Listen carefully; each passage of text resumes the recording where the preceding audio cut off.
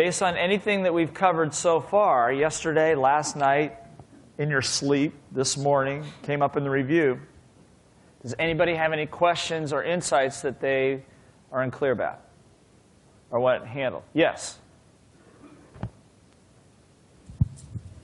Thank you. The questions come up a couple of times about the particular sheet on when your emotions go up, your intelligence goes down, and there's been some question as to whether that applies to, are we wearing our trainer's hats when we're talking about that in terms of keeping our own emotions out of our programs, and that statement is not necessarily true about our participants. Well, what do you think? I think that what the question that I'm asking is the correct answer. Well, first of all, what's the question? The question is, to whom does that apply? Okay, good. So what do you think? What is it for you? For me, it's that particular section applies to us as trainers. We're wearing our trainers' hats. We keep our emotions in check so that we can keep our intelligence high. Okay. And that's not necessarily true for the participants, that we can have a lot of emotion involved in our presentations. Yes. Okay. It's a matter of clarity. All right, so hold on to that thought. Anybody else have a distinction about that one? Yes. Please stand. I think it's, in a way, an idea that we all are affected by the aspect of heightened emotion can create lessened intelligence. And in a way, just to be aware of that sometimes we want our participants to be able to use the emotion and to recognize and to get their intelligence out of the way. But other times, they need to be able to reason and see where their emotion is. But for us, as presenters, to not have our emotions carry us out of our role. And if we have emotional responses, to be able to recognize them quickly and know that that's our work we've got to do some other time. Okay. Very good. Thank you. Yes, sir.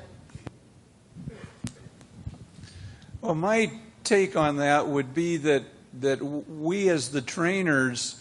Why don't you talk about you? You as a trainer. Okay. Myself as a trainer, I would think that I would need to control the audience because I have as much interest in making sure that their intelligence level stays high and emotion stays low as I do myself. Good. Thank you. It's a great question. Is it a good question? Yeah. It's my favorite flip chart. Of course, you probably think I say that about all flip charts. No, but seriously, it's one of my favorite ones. It comes up in every sales training I do, every presentation training, every training I do, because it is the core. If you understand that flip chart, you will understand how nature works. If you understand that flip chart, you know how transformation really happens.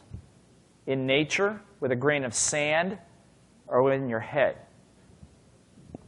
That's why it's so powerful. Yeah, high emotion, low what? Intelligence. I mean, like I said, how many people have ever been upset and said something when you're upset that wished you had not said 10 seconds later? Right? Now, it could happen up here, it could happen out there.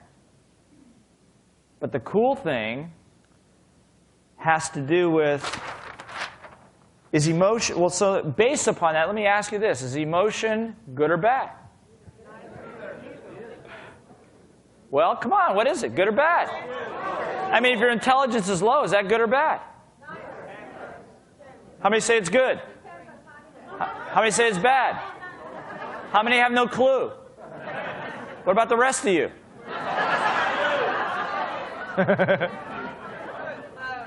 Is this up or down? Say that again? Relative to what? Relative to the ceiling, this is what?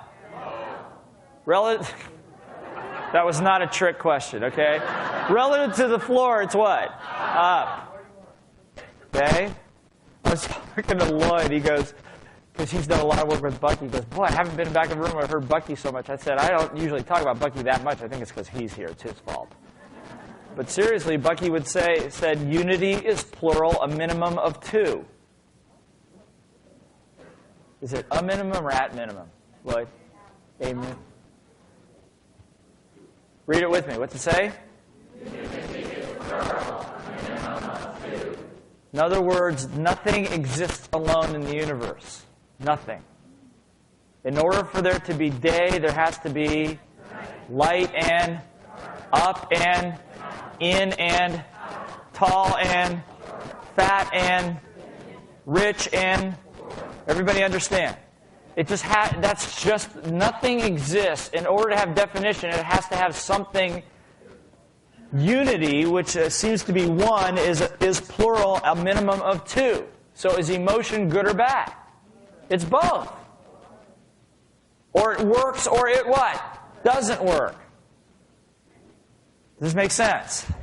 I want to tell you something. If you really understand this from the front of the room, you can stay out. You can keep your emotion low. Everybody understand? Now, why would I say that? If you want to agree, unity have to be the opposite? No? I mean, possibly. What? Yeah, you're close. I mean, because part of it is no matter what anybody says, it doesn't bother you because it has to coexist with the opposite side. Somebody goes, I hate this course. Oh, that's interesting. Cool. You see what I'm saying? But if you're plugged into it, motion up, intelligence down, now you got a battle going on. Everybody understand? Yes? Is war good or bad?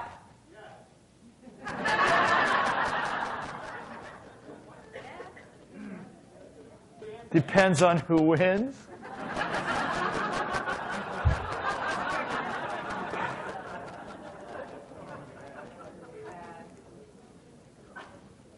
See, I mean, what it allows you to do is stay out of what I call judgment. Out of what? Judgment. Be able to see both sides.